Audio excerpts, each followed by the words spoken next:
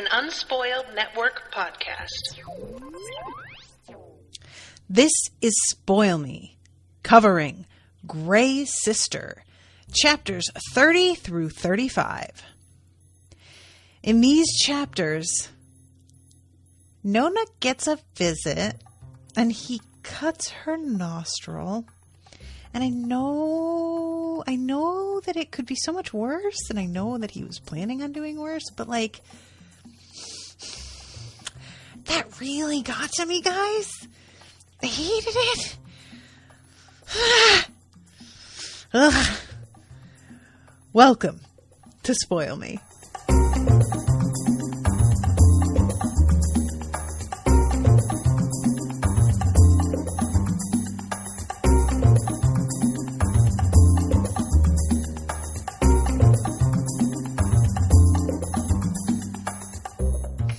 Welcome to the show, everyone. I am Natasha. Thank you very much to Martin for commissioning this episode. Martin is here in the chat. So, yeah, all right. So, guys, like, look, I think I have said before on this show how difficult it is for me to cope with, like, violence at times, depending on how it's done. And in the previous book, you know, the whole story about that mule getting beaten to death. It was a mule or a horse. I really couldn't even quite read it. I had to kind of like skim it and not let it make an impression on me. It's something that's hard. And when it comes to torture, it's a very specific thing. We have Abbess Glass holding her own hand over a flame, and that's written in a very vivid style. It's extremely upsetting, but it doesn't have that effect because she's choosing to do this. You know, this is something that she's making a point. She is putting herself on the line. There's a sort of honor in it. This scene is totally different. It's somebody who is absolutely helpless at the mercy of a person who is obviously sadistic, probably psychopathic, and the torture is psychological as well, as because he's purposely coming in here to let her know what he's going to do before he leaves so that she can ruminate on it while he's gone and get herself amped up to maximum fear. And I really thought that was bad enough because the way that he injures her is he inserts the blade of a knife into her nostril and then yanks it straight outward. And it comes at a point in the story where you really think he's about to leave. And I think that was part of what did it for me that made it so awful. Is like, first of all, the blade inside her nostril, it's such a contemptuous thing to do, you know? It's so, like, mocking almost, like, because it's, like, your nose and it's this sort of, like, it's meant to be seen by people. And it's also the fact that, like, he had been about to just walk away, but it really seems like he just couldn't resist. He was just too excited about it, you know? And all of that scene, guys, oh man, it really got under my skin bad. I'm not somebody that can watch horror movies where people are tortured. It's something that I just have never really been able to stomach. One of the biggest fights I ever got in with my father was he was flipping through TV channels and there was a movie on and somebody was being tortured. I think they were like on a rack. It was something in like the medieval era. And they were screaming and it was a very convincing scream. That kind of scene that feels very real versus, you know, goofy movies. And I absolutely flipped out because he paused there and it was making me feel sick. And I told him to change the channel and he wouldn't, but not even because he was particularly watching the show. He just didn't like me being demanding in the way that I was suddenly being. And I got so agitated, and my mother heard and ran in and grabbed the remote from him, like snatched it out of his hand and changed the channel, and was like, and yelled at him, and he got very upset. But that is just some shit, guys. I don't do well. Violence in general. I can watch John Wick, headshot. I can watch people get cut with swords. I can watch like even a slasher movie where people are getting stabbed with a knife or bashed in the head. That is a different thing. Torture is it is such a whole different kind of violence. It is joy in someone else's suffering and pain. And even when it's a person that is supposed to deserve it, I don't do well. Like, even when we've gotten the bad guy and now we're putting him through this because he fucking did this to our people, I still can't really. And this being Nona, Martin says the fact that it's something small like the nose is why it's so bad. It's saying there's so much more to come. Exactly. He's just giving her a little appetizer. It's an amuse-bouche. So anyway, I'm going to back up a little bit here. We got some other people here. What's up, guys?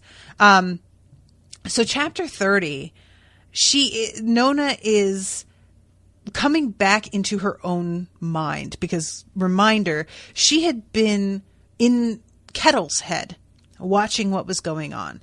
But, she's not really able to sustain that. It seems like when Nona is in... Like, Nona manages to slip into Kettle's mind when there's something really specific that's, like, gotten Kettle's attention and sort of seems to draw Nona in there. And also she's, like, half asleep. It's a weird... Like, I am a fan of this sharing of minds. I am not a huge fan of the way things go later, but not because it's not practical. It works out really well, as it turns out. But more because it's... It doesn't seem like anybody was in particular control of what happened. And so it's apparently a thing that can just happen again. We'll see. Maybe they will figure out what caused it and they'll be able to keep that from being completely outside of their control, which I would appreciate. But it just alarms me anytime something that dramatic occurs and it seems like there's no particular rhyme or reason to it. Like, Nona has a theory about it, which we'll get to, but that still doesn't quite make me feel better. But first we get this first, like, kind of head game that the Noigwin are playing on Nona. She looks over by the door and there is a candle there that's burned way down. And in the light of the candle, she can see a throwing knife that the Noigwin had left there. And it says, the same Noigwin who had failed to take Nona's life on her second night at Sweet Mercy, the Noigwin who had stabbed Kettle in the wild while hunting Nona 2 years later and been hurt in turn, the Noigwin who had tried to re-enter Sweet Mercy by the caves, the Noigwin the Holothor had driven away. And she asks Kiat whether or not it was a woman who captured her because, somebody got the drop on her while she was in that graveyard. And if it's the same one that got her, who came to Ramel's side after I sliced his neck, the one who was sent to kill me. And Kiat's like, yeah, it's the same one. And she's like, why the fuck didn't you say anything? And I side with Kiat here, where Kiat's just kind of like, because what the fuck difference would that make? Who cares? You don't need to know who you're fighting against. All you need to know is that they are literally trained assassins, so good at their job that their price point is out of most people's realms of possibility, and that they are after you. What more do you fucking need to know? And Kiat has a point. I'm not really mad at that. But it turns out that her name is Thalassa. She might well have been waiting close to the rock, waiting for any whisper of her prey. How far had she followed Nona before making her move? Maybe for days. And Nona is thinking that when she goes to White Lake and begins to talk to people, it seems as if Thalassa got worried Nona was going to get some allies there. And so she decided to strike before anybody else could be added to her party and watch her back for her. So she is focusing on the knife, and it's sort of like, it's this thing that I feel like she should have realized it was a trap. But the truth is, even had she realized, I don't see that making a massive difference in the way things wind up going. Like, the only thing that she really loses by doing this is her smock that she's wearing, because she winds up like tearing it up so that she can increase its length to reach the knife. But I really felt like they left it there specifically lit for you to see it. This is obviously bait of some kind. It turns out the bait is solely for entertainment. I was thinking that maybe it was going to lead to some sort of physical punishment. Like if she like grabbed it, something would happen and she would be like maybe yanked to her feet so she wouldn't be allowed to sit again for like, something like that would be ramped up potentially if they decided to keep fucking with her. But it turns out it's really very simple. They just want to like let her have a little bit of hope and then take it away, which is really fucked up. I mean, the Noi Gwyn, as far as I understand, are supposed to be above that sort of pettiness. And no, they are going in on that. Kia asks her, why do you think they haven't killed you yet? And it turns out, we find out later, it's because she's being delivered as a package. Somebody asked for her alive because they wanted to do something. And it's when Nona says whatever the reason it can't be good, damn right, girl. A lot of people would be like, well, at least they haven't killed me. But if you knew what was on the other end of that path you're walking down, you would wish somebody killed you earlier. So this is when she has this whole thing that she takes off the smock, she cuts it up, and it would be a useful thing to have, but at the full extension of the chain and lying flat, she was still yards short of reaching it. And I'm just like, girl, they did not leave that for you to get a hold of and jump on them. Come on. But again, she can't ignore it. I'm not mad at her for trying. I just wish that it had entered her mind at all. So she does this over and over again as she pulls on it. And the knife's weight resisted her. Somewhere outside, something fell with a clatter, a small bell perhaps. The door began to open almost immediately. Nona pulled harder. The knife resisted. A figure stood in the doorway, one of the lightless, framed by illumination that had seemed barely enough to see by when Nona had been escorted down the corridor, and now made her screw up her eyes.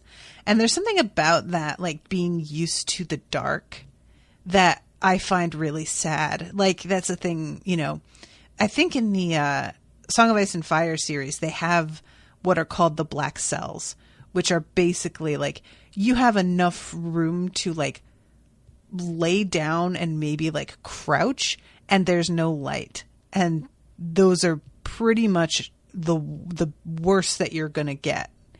It's a descending sort of circle of hell situation. Just robbing people of any light, either that or making it so that there's always light. Either one of those things. I really hate that as a tactic. I find it very upsetting. So the man bent down and picked up the cord that tied the knife in the cell to the bell that had rested just outside the door. He looked at her, lying there before him, his face too shadowed for any expression to be read, then backed out, closing the door behind him. A key turned in the lock. And Kia is like, oh, shit. He was just fucking with you the whole time, and is almost impressed. Like, there's a little bit of like grudging admiration there. And honestly, Kia, now is not the fucking time. Just keep it to yourself. Shut up. So Nona decides that she is going to try using her like clarity, because all of her other abilities almost have been taken away from her because of these shackles that she has on, these like wrists. What are they called? Like bands at her wrists. I feel like there's something that she keeps calling them. And she has the collar as well. And the collar, I should mention, also keeps Kiat out. Like, he's trying to, like, get up into her head a couple times, and he can't do it. Eventually, he manages it by, like, going so far into the center of her, like, neck and head that he's adequately distanced from the collar itself to get past it. But I didn't really expect for the collar to affect him as well.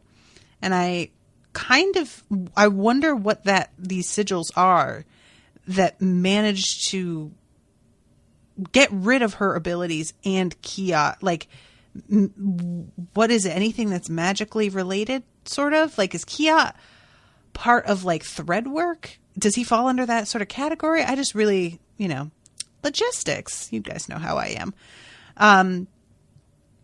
So she is, like, trying to use this clarity to sense any weak spots in her prison, in her restraints, in, potentially the people outside. And it is not really super helpful. Everything that she examines is rock solid, or so it seems. And Kiat sort of mocks her for being like, oh, really? You're testing your chains? I bet no prisoners ever thought of that before. I'm sure they haven't accounted for that. Which, honestly, I personally really liked, because this is such a trope in so many things that, like, somebody will be thrown into a dungeon and they will try the most obvious shit and they will manage to get away. And all I can think as I'm reading or watching the thing is just, who is in charge of the maintenance of this prison that they didn't notice this enormous weak spot here? And Nona winds up finding a weak spot only because she has one other ability that they didn't really consider being used the way that she uses it. It's a truly, like, ingenious thing she decides to do. And that is something they could not have predicted. So I am not mad at them for that. And I like the fact that at least this, like, cell is, it's thought out. It's maintained. They know what they're fucking doing. These aren't a bunch of chumps that she's taking down, So what she does is she uses her speed to help her here. And she has the chain. So there's this pin in the wall that's, like, holding her chains to the wall. And at first she thinks, oh, okay, I know what I'll do. I'm going to dig around the pin in the wall because the mortar's probably weak. But then she begins to realize, no, the pin is sort of, like, held in the wall by the sheer weight of all the rock on top of it. There's no weak spot with mortar. That's not a thing. So then she's like, well, there's a loop.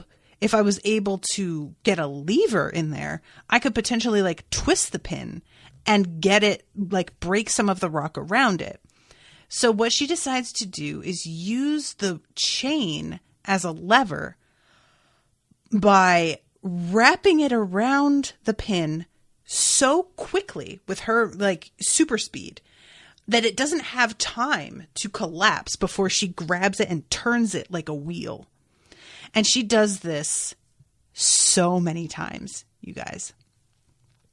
So many times.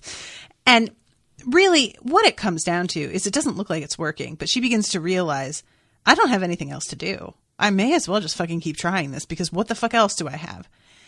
Eventually it does pay off, and things sort of fall apart pretty rapidly. But it takes quite a while, and there's some question, even in my mind, on whether or not this is going to work. Like, I wouldn't think that the author would put it in and then have it not turn out to be anything. But I also wouldn't be surprised at her attempting a thing and then, finding an alternative way of escape and realizing that this isn't going to work. And maybe this method comes up later to do something else, like, oh, I found this out because I was in the cell trying to do the thing. It didn't work, but we could apply that here somehow, And I kind of like the fact that I am in a position as a reader where I'll get to a spot like this and not assume it's going to work. I really like feeling unsure about what I'm reading. I want to be surprised. That doesn't happen often, you know? It's a very rare thing. And it's something that's so ingrained that I don't know I have certain expectations until you do something else. So the fact that I feel off balance enough with this series, that something like this, that I think in another book, I would take it for granted that this would absolutely work. I'm a fan of the fact that I don't feel that way in this universe. I'm not confident, kids, you know, I don't feel like I've got my feet on the ground. I'm just sort of watching like, oh God. And there's an interesting moment here between her and Kia where she says something about how like irritated she is about spending 5 years in the convent and that they didn't teach her anything useful. And Kia says, well, they taught you the path. And Nona's like, they didn't, though. I figured out how to use the path with my anger and my speed. They kept trying to be like, go serene and slow and gentle, and that does not work for me. And that is when she realizes how to do this thing.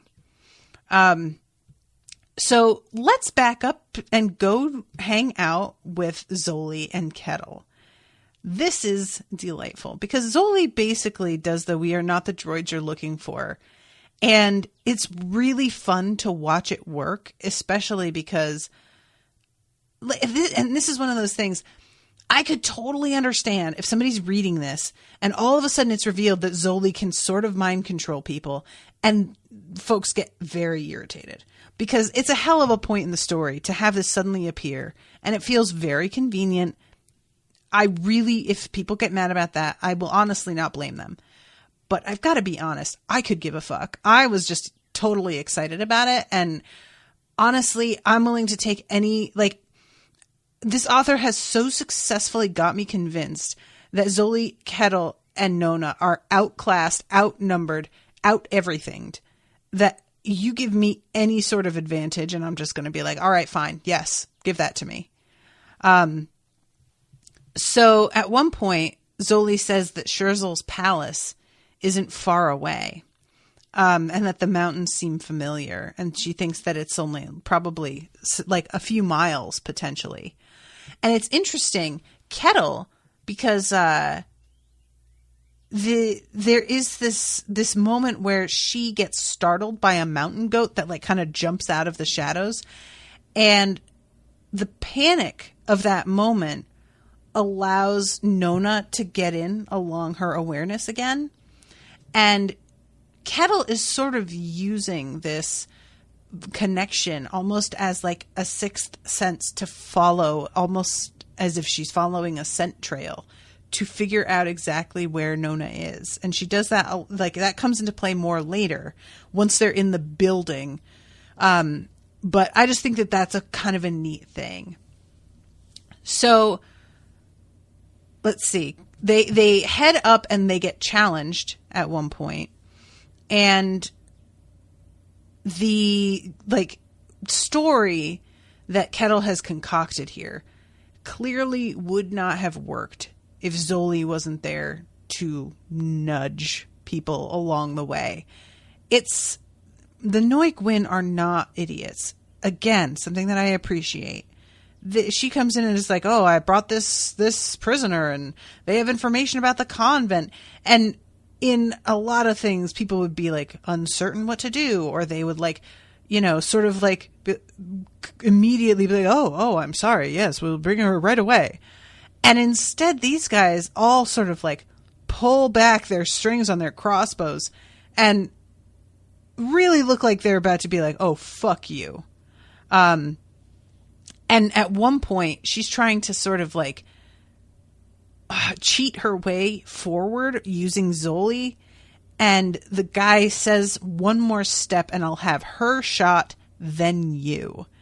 And I love that because that indicates to me that he knows not only that Kettle is full of shit, but that Zoli probably matters to Kettle somehow, and that she's in on this whole thing and is not just a prisoner. But this is when Zoli steps in.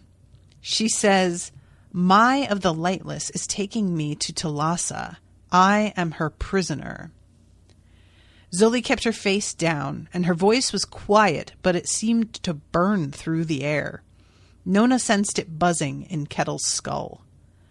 Kettle felt the words building up, spiraling around her, demanding that she accept their truth. It was almost true, after all. It would be easier to believe it. Thalassa will want to see me, Zoli said, her voice resonant. Thalassa will want to see her, the officer nodded. His pale eyes never left Kettle's face. The lack of malice in them worried her. Cruelty bred stupidity, but the quiet dedication of the Lightless promised only efficiency and success in attaining their goals. Amen, sister. If you just enjoy hurting people, that is a weakness of yours. You know, that's something that can be played. But if you're just trying to do your job super well, that's a lot fucking harder to get around. Like, yeah, I really appreciated that detail. So they go inside, and Kettle really quickly begins to realize that this fucking place, half of the defense of it, the Tetragode, is how winding and maze-like it is, and how impossible it is to know your way around if you haven't learned it. And she's pretty thankful that they have somebody leading the way, because she knows that she wouldn't fucking know where to go. You know, it would have probably been a giveaway. And it said, it did mean that most of the complex lay empty at any given time. The long galleries returned to darkness once Kettle's party had passed through and silence stalked them. The nun felt a sense of familiarity, having explored the caverns beneath the rock of faith at length, and behind those thoughts Nona added her own appreciation of deep places. I like that. Martin's talking. Sorry, Martin. He says, it's what I like about this book. You feel the main characters are in very real danger. Yeah, definitely. Like in the last episode when Kettle got sort of ambushed, Kettle is badass, but she flat out lost and was about to die if Zoli hadn't turned up. Yeah. Yeah. And like I said, I like, even if Kettle wins, like this is something that I talked about regarding Dresden Files recently. People will talk about how, well, they can't kill such and such character. And maybe they keep people alive, but that doesn't mean that they are undamaged. You know, there's a lot more you can do to a person than just kill them. And sometimes it can feel more mean to keep somebody around, but have them be neutered somehow, or, you know, lose connection to something that meant a lot to them. And I just feel this, like, even if I'm not worried that Kettle is going to die there, I'm still worried about Kettle. That's not necessarily just going to go away. And I'm not entirely confident Kettle makes it out of this book. I hope she does. I think that I like this team that's been like sort of built up here. But if she died in carrying out these orders to, you know, save Nona, I wouldn't be totally shocked by that. It would make sense in some ways. So yeah, I'm definitely concerned about her.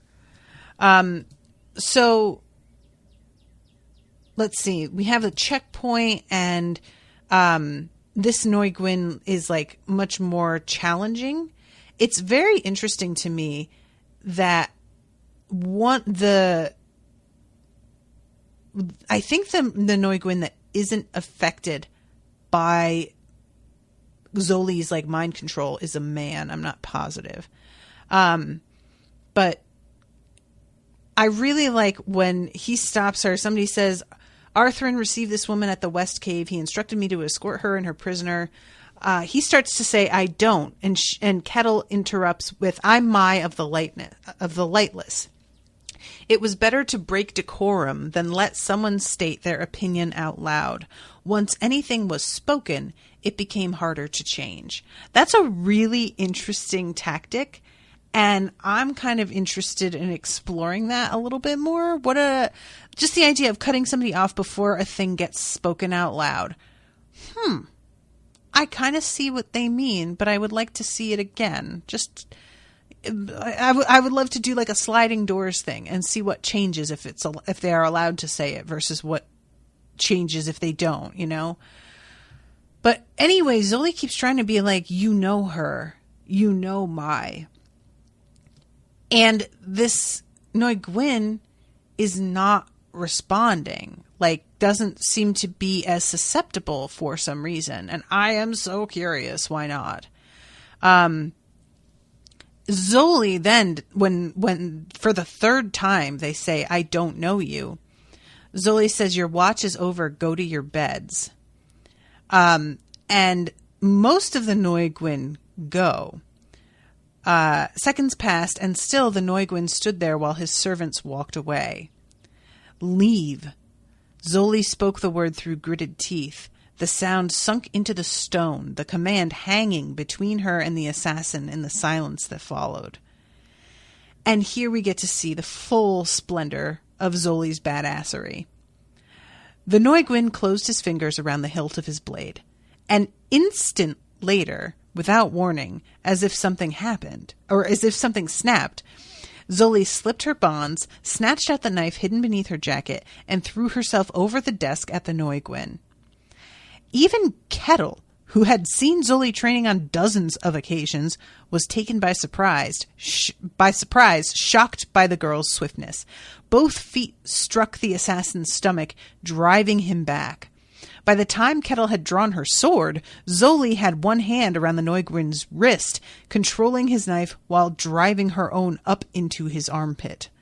The Noi Gwyn brought his arm tight to his body to trap the blade bedded in his flesh and drove his forehead toward Zoli's face. She twisted her neck to avoid the headbutt and, hooking her leg behind his knee, drove the man backward to the floor. This is just a really fun fight. Kettle slits somebody's throat. Like, there's all this shit going on. Fucking Siri is just always in my shit. But I really like that Nona is watching this through Kettle's eyes and is startled at how, when she's not caught up in rage, watching this sort of brutality is really hard. She does not like it. And I found that really interesting, and I understood that a lot. You know, there is just, as somebody who has a problem with anger, there are things that I have said in moments of anger, or more often, things that I have written intending to give to somebody or send to them. And thankfully, I had the presence of mind to sleep on it. And then I will go and look up the thing that I was going to send the next day and be absolutely fucking horrified at how cruel I was. And I didn't even think I was being cruel in the moment. I just thought I was being truthful. But then I'll realize after I've calmed down a bit, like, oh my God, you went fucking right for their throat. There was no need for you to phrase it like that. And I didn't think that at the time. And I sort of see that here where, you know, if Nona were involved in this fight, she would absolutely slit everybody's throats. No problem. She would be fine with it. But she has enough distance here that she's looking at it from a whole other place and it's just kind of like, God damn, guys. All right. I mean, okay, fine. You know, it's like, it's the difference between going and seeking out porn because you're horny and accidentally stumbling across porn when you are not interested at all, and how different your reaction is. And you just go, oh God, oh, and you like click it closed, you know, it's just a different thing. So they have this whole, fight.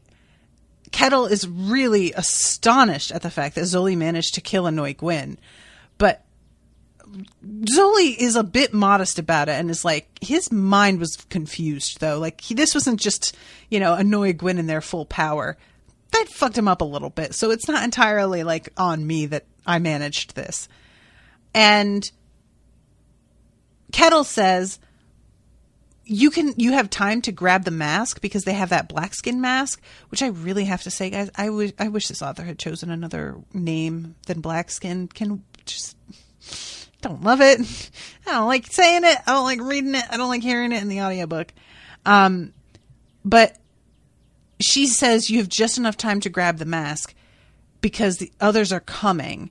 And Zoli asks how many, and Kettle is like, realizing that the Noi Gwyn are shadow bonded to all the others. And so all of them sensed this guy die, and all of them are heading toward them right now. So then we go into chapter 32, and we are back with Abbess Glass. This was one of those like sections where I understand its purpose here, but I found it a little bit tedious, this part. I found my attention sort of wandering.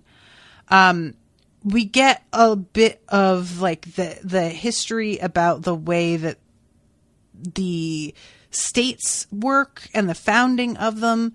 At its height, the empire stretched 700 miles east through all of what later became Skithral and deep into the Alden, the federation of city-states that was now the Kingdom of Ald. Some now declared empire too grand a name for the territory currently held. So we find out that basically they're making pretty good time. Brother Pelter is like driving these carriage horses hard and stopping and changing horses out pretty frequently. And they are on like a road that is well maintained. So that's also helping. And Glass is like trying to sense Pelter's like mindset here. She has a feeling that their speed is partially due to the fact that Pelter seems to be under the impression that some of the Red Sisters are coming after them to rescue her.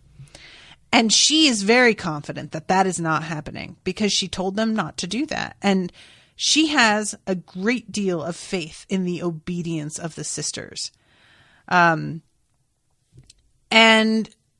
Glass is just trying to make conversation because it's like they're just sitting in this carriage for days at a time. You guys know how fucking boring road trips can be. Even if you've got music, road trips can be boring as fuck. And everybody's ordered to like not interact with her. But eventually she does sort of break through because it's clear that Pelter is extremely bored. And he finally does begin to talk to her, but the others who are in there are still not allowed. They're still abiding by the rules.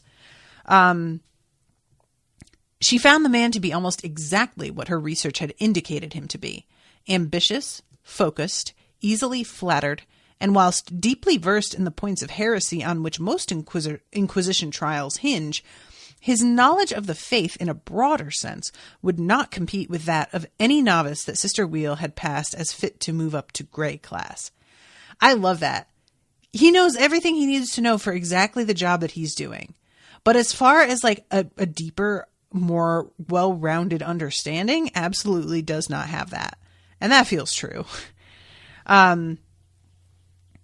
So she asks if he knows who the prime instigator was when she was High Inquisitor, because it's Scherzel now. And he says no and seems a little annoyed that he doesn't know. And she tells him that there wasn't one.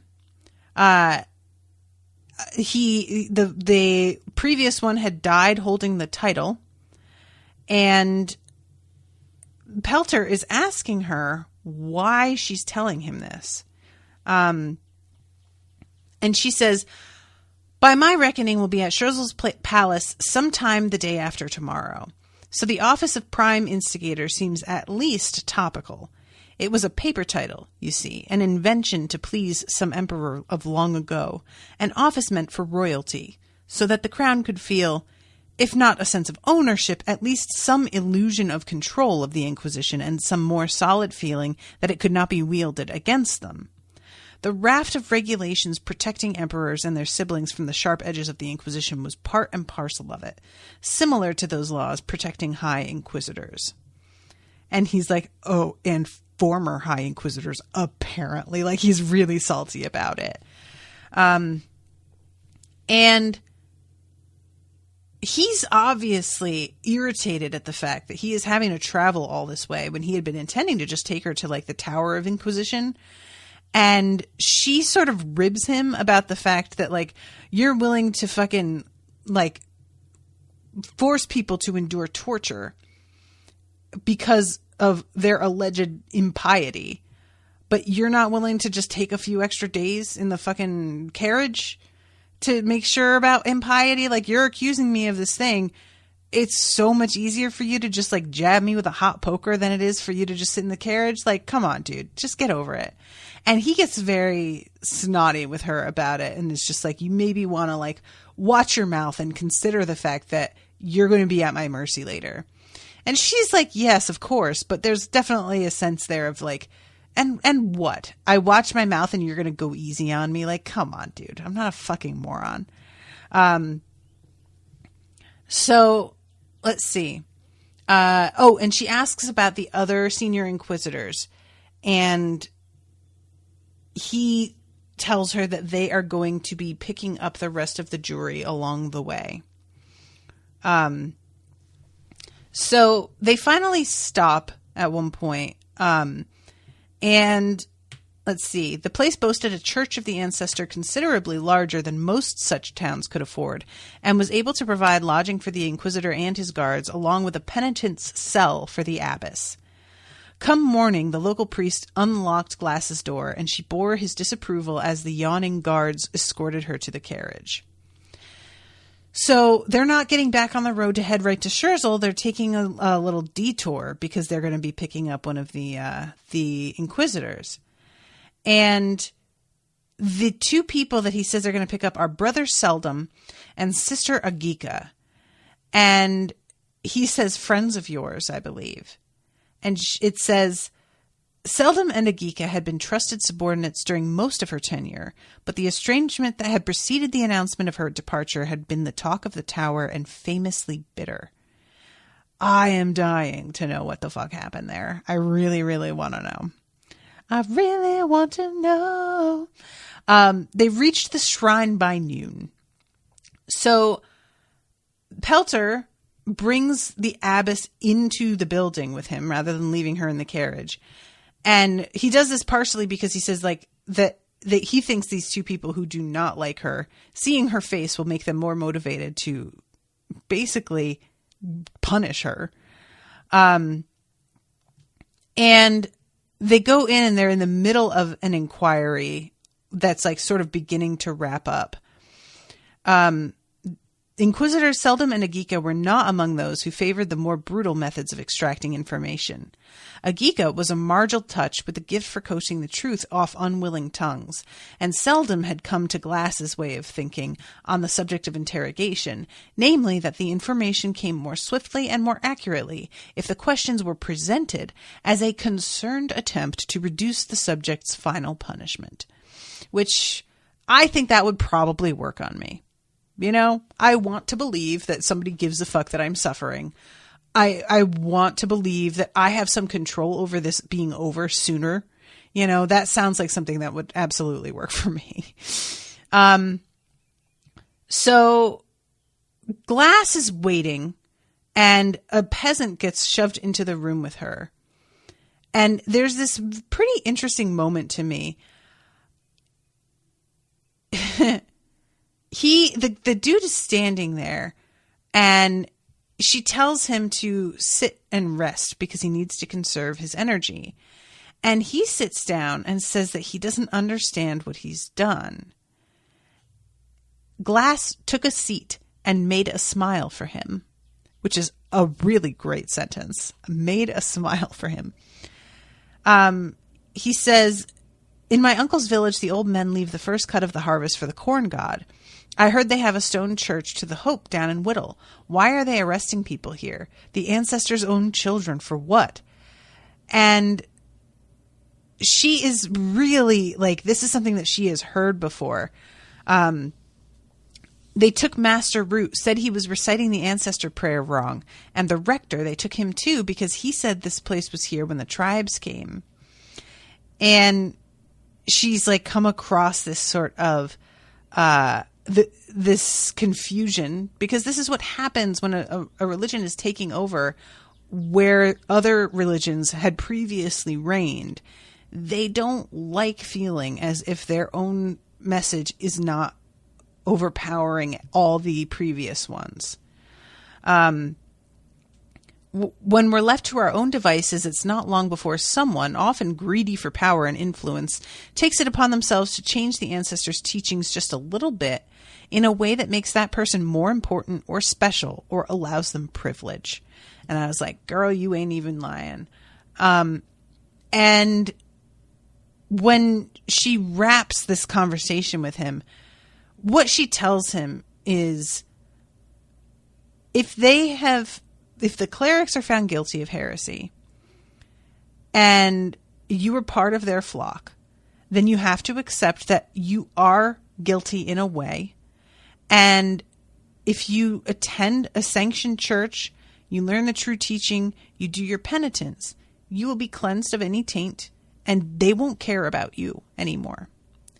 And then we find out, like, she's saying this and it all seems like very sort of like she's genuinely concerned. But then we find out quickly that this is some shit that she has said so many times, she barely even like hears herself saying it. She had begun to lose heart for the work before her boy died. And when Abel choked out the last of his life before her, her heart had broken entirely. She had never returned to the Tower of Inquiry. I am super curious about what happened with her kid. I don't remember what other details we've gotten about this, but I'm wondering if he died at the hands of the Inquisition or what happened. But yeah, the addition of this to like as a factor to the story is of interest to me. So at this point, Pelter comes back in, tells her that these two have agreed to accompany us to the palace. And she gets up and tells this guy, like, you know, honesty and penitence, you'll be fine, before she leaves, even though she's thinking, like, for her, that's probably not going to be enough. So then we go to 33, and it's Kettle and Zoli trying to figure out where the fuck in here Nona can possibly be. And there's a really wild moment where Zoli sticks her hands in this fissure in the stone, and the fissure moves as if the whole wall is liquid. And when Kettle is like, how the fuck can you do that? Zoli says, first of all, Yisht was my mentor. Second of all, there's a ship heart here, and that's not hurting. Can you feel that? So let's see. Prior to Yisht's theft of the Sweet Mercy ship heart, Kettle's shadow working had always improved when she neared the vault in which it was kept. So there's this fissure, and she like crawls down into it. And I think that this might be the fissure that Nona winds up in later, but I'm not entirely positive that that's what it's the same one. I don't, the sense of place in the Tetracode is not super. And Kettle continues on with her quest, even though she like realizes all of a sudden that she's gone on this quest to help Nona with the full appreciation for how likely it is that she will not be coming back. She has accepted the potential of her death without even really realizing it. But as far as only her Nona may be dying, that is absolutely like out of the question. That's not something that she's willing to even look at. So let's see. The darkness was something that flowed through you. We get some of Kettle's POV. I'm running out of time here though, so I should probably not focus on this too much. There are times to attack fast and relentlessly, allowing your foe no moment to regroup, but that is a tactic best suited to a place you know well or have studied in diagrams to the point at which you could navigate it blind. Having rung the Tetracode's doorbell, the best policy, the one Sister Apple would suggest from her study of the Grey Tomes, was to lie low, let the defenders expose and exhaust themselves, and then to learn what needed to be learned before striking, and striking hard. And that's a pretty cool idea. I really like that tactic because, again, it's something I didn't expect. I'm thinking we're coming in here, we're going to like hit hard and quick, go get Nona, pull her out, get the fuck out of here. I did not anticipate how difficult to find your way around this place was going to be. And now that I know that's what they're facing, it makes so much more sense to slow down, hide, watch. That, you know, this is like if you had a heist movie, but they didn't have the time to do all of the like blueprints and assembling the team and everything beforehand. You just kind of have to plant people in the place and get like an idea of the layout and hope it works out. So let's see. I'm trying to see what some stuff that I can sort of skip here. Okay. So yeah, as fear mellowed into calm and boredom became the most immediate threat, Nona's place in the back of Kettle's mind became smaller and smaller. At the last, she began to feel the cold of her cell and the shivering of her own flesh, which, unlike Kettle's, was wrapped in nothing but the torn remnants of a smock. So Nona opens her eyes, and she knows that they are here. Kettle thinks the other Neuguin will torture me to bring her and Zoli into the open. And she does the thing again and again with trying to move the pin in the wall. And eventually, it actually works. And let's see. Oh, but it doesn't work until after this dude visits. Oh, I hate this scene. I mean, I pretty much talked about this, so I won't get too far into it. But yeah, this dude, he comes in, he says something about like how it stinks in here. And it's mentioned that he has like a lot of humor in his voice. But then once he like zeroes in on her, that goes away very quickly. And I knew it was a Tacsis, but it's Thuran Tacsis, right? Thuran Tacsis crouched over her, his son Lano leaned dark, watching hungrily over his shoulder. And this is when he tells her, first of all, I have a party to go to, so I'm definitely going to go, but I will be back. There's this thing. He took something from the pocket of his jacket, a disc of black iron, maybe 4 inches across and almost an inch thick, set with raised sigils around the edge, one side having a leather cover held in place by a strap. Thuran Tacsis removed the cover with care, revealing a spiraling set of sigils, each like a twisted spider, something deeply unwholesome in the way they held the eye and seemed to writhe. He says, "This is the harm." And it's the word harm capitalized, which honestly, very simple, but effective. I can't lie. And he says that it's basically, he's using the Cruciatus curse, but it's an object. And he admits the fact that it doesn't leave a mark isn't exactly satisfying to him. He says pain should leave a mark. Pain should be ugly and irreversible. And he says, I will return and hurt you in more primitive and more satisfying ways. We will start with cutting pieces off you. Everything it won't kill you to lose. For now, though, and he uses the harm on her. And it's so bad that, like, for a minute or so after he stops using it, she is still twitching because her body has gone into complete spasm. And this is when I'm thinking, okay, he's done the thing. It won't leave a permanent mark. It's horrifying to let us know he means business, but we're done. And it turns out that he probably was just going to leave. But Lano is the one that comes up and puts his knife up her nose. Before you die, I'll take your fingers one by one and then your eyes. He stood and at the last moment pulled his knife up through her nose. Oh, God, I hated it. I hated it so much. I am very hopeful that she gets to do that back. Fingers crossed, kids. I just really and fucking right on schedule, Kia is like, wow, I'm impressed. She's like, what the fuck, dude? How about you go jump into him then? You know? And he's like, I mean, I would, but I can't until you die. So, you know, we probably would do really well together. I don't know.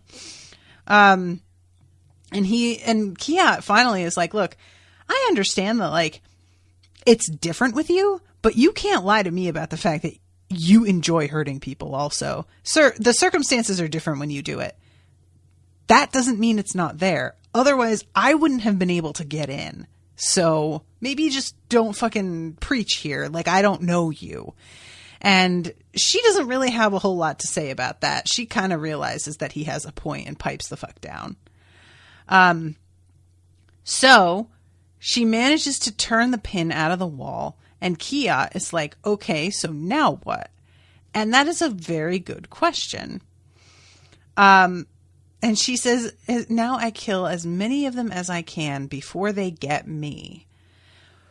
Good policy. If you're about to be tortured at the end of the day, I mean, you may as well make it so that they're forced to kill you. That sounds like the best policy. I don't know. It just makes sense.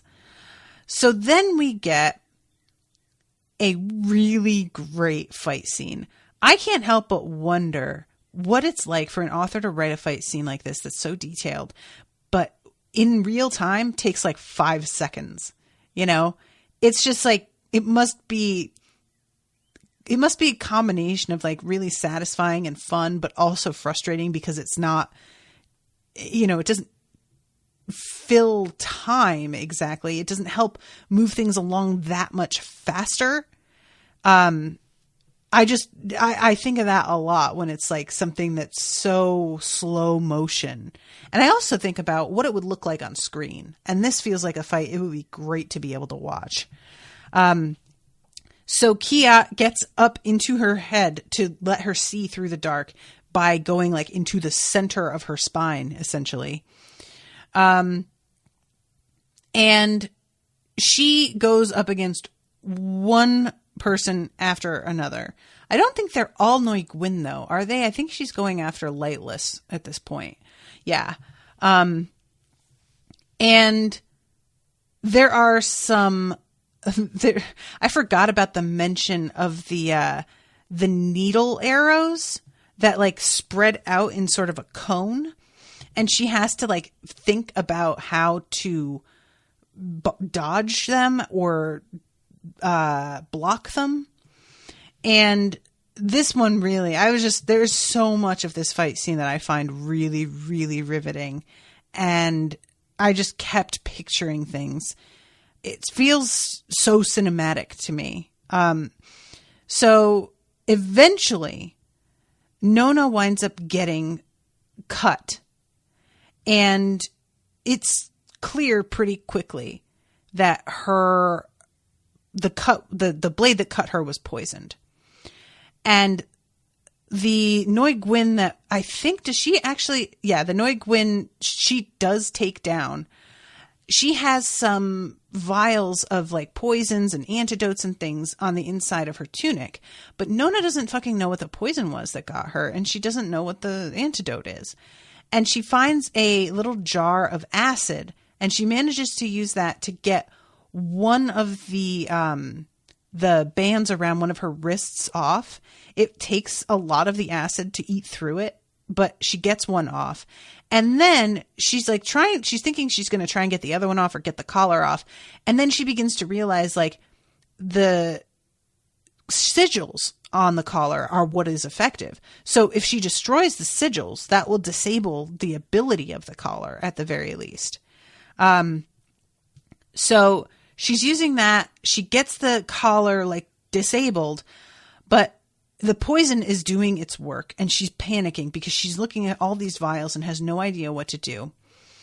And all of a sudden in her mind, she hears Kettle say, "Nona, come to me." And they switch bodies real quick. And it's not like it was.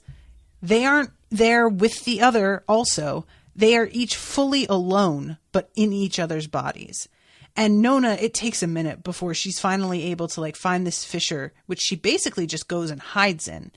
And I think that's the best policy because she's not used to walking around in Kettle's body. This whole thing feels weird and off, and she's just not used to it. Meanwhile, Kettle is in Nona's body with Kiot. So Nona's been keeping Kiot secret from everybody, but now fucking Kettle knows about it. So I'm super curious how she's going to react to this later. And thankfully, Kettle has had a lot more training in antidotes and poisons than Nona. So she is able to find the antidote for the poison a lot more quickly.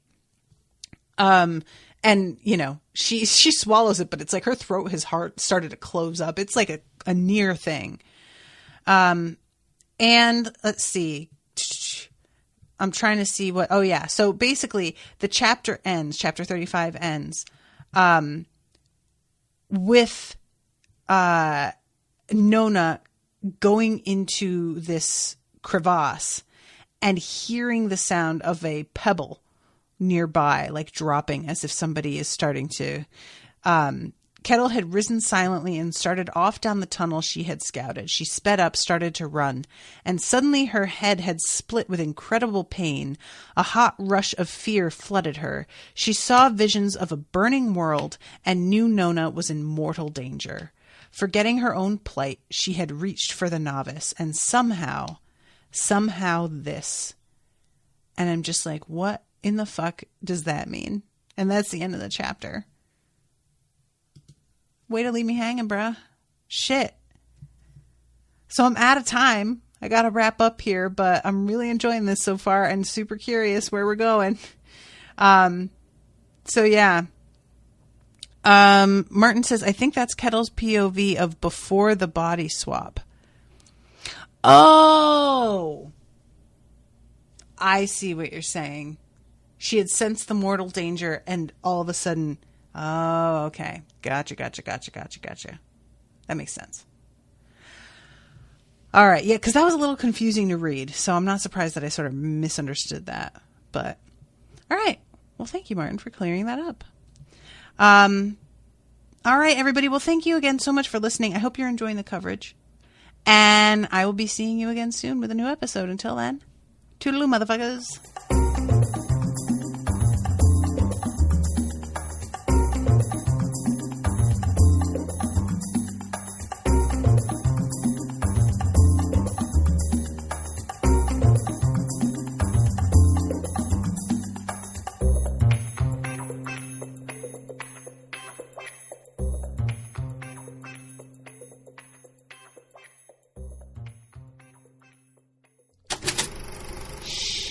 That was an Unspoiled Network podcast.